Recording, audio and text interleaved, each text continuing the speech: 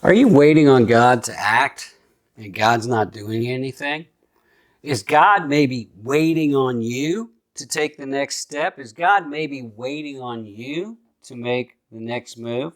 Well, today we want to talk about this principle, the fact that there's times where God's not doing anything until we take the next step, and that is a step of faith.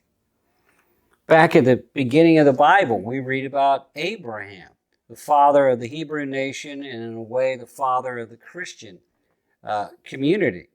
Well, Abraham's story is he was a pagan living in one place, and God called him to go to the promised land, and God said, I'll make you a great and mighty nation if you'll go there. Well, it was 450 miles away, a place Abraham had never, ever been.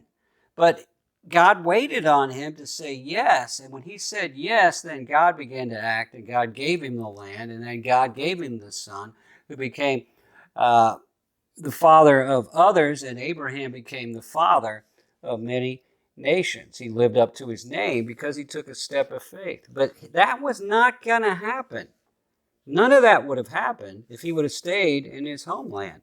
He had to take the step of faith. He had to go where he'd never been, do something he'd never done. It was a step of faith. Is God calling you to take a step of faith? Maybe God's not working because he's waiting for you to take the next step. Maybe you know what that step is, and it's hard, it's scary to you. God's not going to move until you take that next step. Moses and the Hebrew nation, they'd just been delivered out of slavery from Egypt, and now Pharaoh and his chariots are chasing them, and they're up against the Red Sea. They need to get through. They need a miracle. God didn't do anything until Moses took the next step, and Moses raised his arms in prayer, and then God parted the Red Sea, and then they passed through on the other side, and then God closed the Red Sea on the Egyptians so they couldn't chase them anymore. God did an amazing miracle, but he didn't do it until Moses took the next step, which is to raise his arms in prayer. Is God waiting on you to take your next step? Let me ask you a question. Have you ever heard about Joshua? Joshua, these same children of Israel who wandered through the wilderness for 40 years, were ready to go into the promised land, but Jordan River was at flood tide. There's no bridge there. How are they going to get across? Well, God said, I'll part the waters after the priest step into the waters. He was waiting on them to take the next move. Nothing happened until the priest actually stepped into the waters, and then the waters parted, and the Israelis were able to pass through on dry land into the promised land. After they got into the promised land, the city of Jericho was the most strategic, undefeatable, invincible city in the world at that time. They had massive walls, 6, 8, 10 feet wide. How was a group of ex-slaves to take this city? There's only one way. They needed a miracle. But God didn't do anything until they walked around that city by faith 7 days in a row, and then yelled and blew trumpets, and then God knocked the walls down. They had to act before God acted. My wife, Kathy, went to college. Her family had no money. She had no money.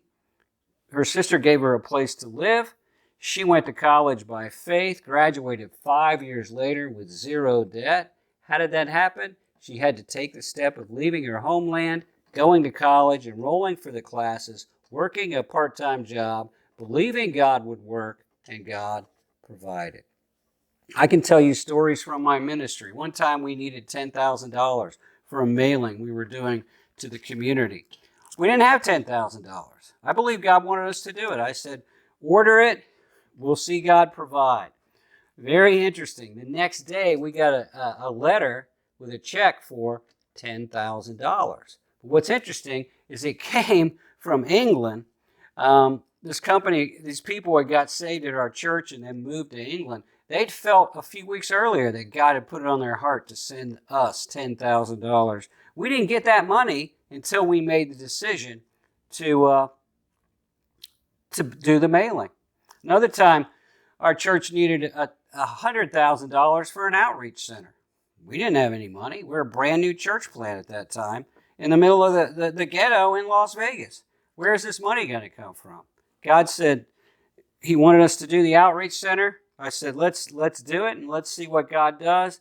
Later that day, when we signed the lease for the property, a man called and said, a foundation would like to give you some money. I said, how much? He said, $100,000. Yay, God. You see, sometimes God's not working in your life because he's told you to do something and you haven't done it yet. He's waiting for you to take your next step of obedience, of faith, and then God will do the God-sized stuff on your behalf. Don't make God wait any longer. Don't wait any longer. You know what that next step is? Take that next step of faith and see God provide.